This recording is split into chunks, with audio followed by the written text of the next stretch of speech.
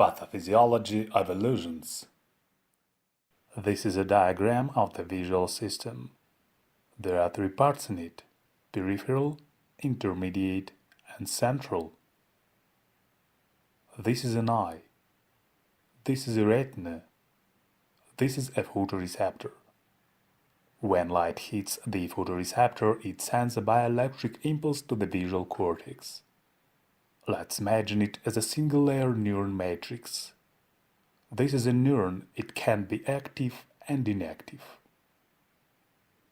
Each area of the retina is connected to the specific area of the visual cortex.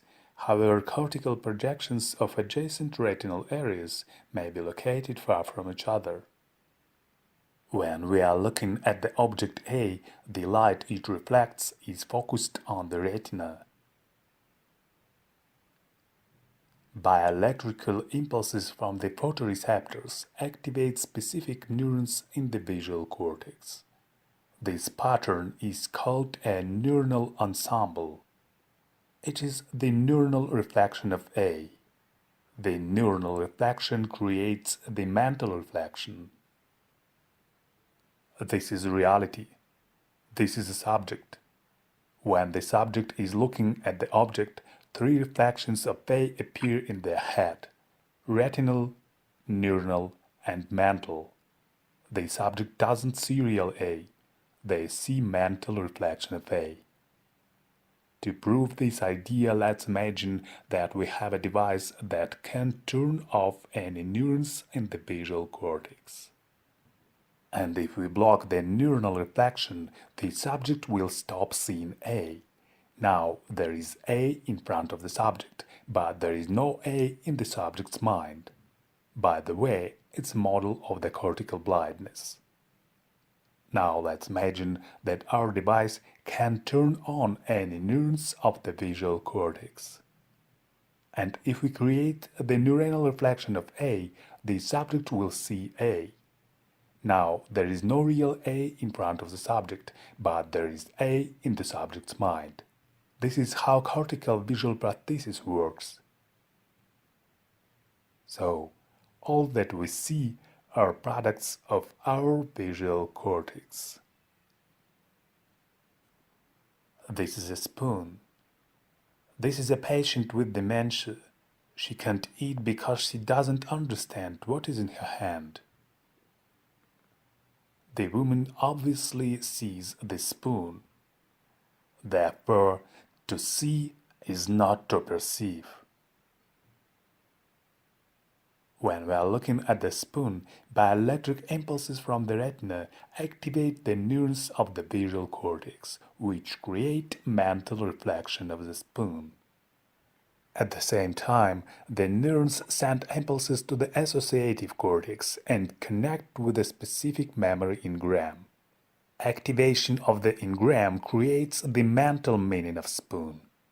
Visual sense and mental meaning connect very fast, so it seems to us that we know the meaning of the spoon immediately when we see it.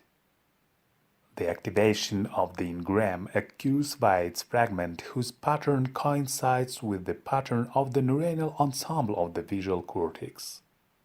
Then excitation extends to the cognitive part. When the woman with dementia is looking at the spoon, visual sense can't connect with the appropriate mental experience, so there is only the visual sense in her mind. There is no meaning of spoon there. Any mental phenomenon is the result of the activation of a specific set of neurons. No activation, no phenomenon. This is the visual sense of A. It is created by the activation of a specific set of neurons in the visual cortex. This is the process of writing A. It is created by the activation of a specific set of neurons in the motor cortex. This is the mental representation of A. It is created by the activation of a specific set of neurons in the associative cortex. The visual cortex is a neuronal mirror. Any changes of real A are reflected in it. When object A disappears, its reflection also disappears. However, we remember what we saw a minute ago, and this mental phenomenon must have the cause. The neuronal reflection of A had been copied and sent to the associative cortex before it was removed. Activation of this copy creates mental representation of A. Before being removed, neural reflections of the visual cortex are copied to the associative cortex, where their sequence forms a neural record of the subject's interaction with the environment that we call memory. The activation of any imprint leads to playback of the mental experience recorded on it. This is a non-flammable object L with the density of 0.5. To make it easier, let's imagine that the shape of neural reflections coincides with their real prototypes. So, when the subject sees L for the first time, the neurons of the reflection send bioelectrical impulses into the stock archive imprints. There isn't any imprint with the same neural pattern there, so subject perceives L as something unknown. Reflection of L is sent to the associative cortex. The experiment continues, and the archive is updated with new imprints. Now the subject sees L again. Impulses from the neurons of reflection find the imprint with a similar neural pattern. The activation of the imprint leads to playing back the mental experience recorded on it. As a result, the subject recognizes the unknown object which had already seen before. The neuronal record of the interaction between the subjects in the environment continues. Now the subject sees L in the fire. L doesn't burn. The imprint is sent to the archive. Some days later, subject sees L in the water. L doesn't sink.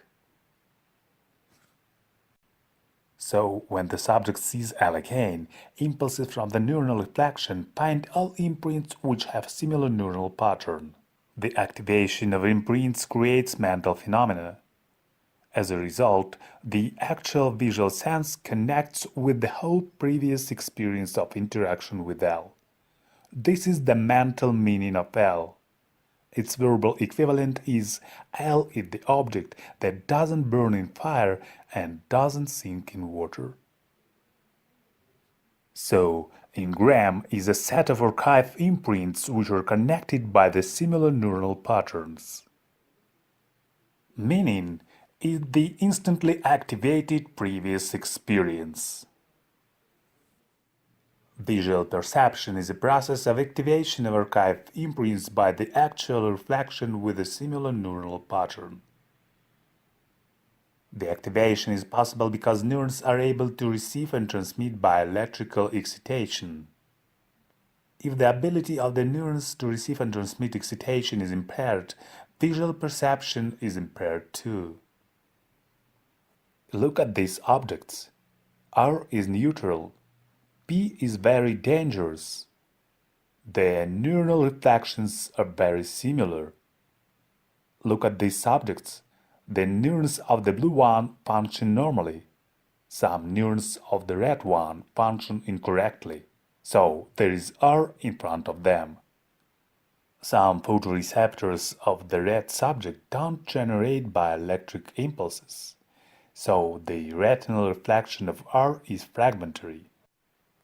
The description of the incomplete retinal reflection is sent to the visual cortex through the optic nerve, and some part of the information is lost.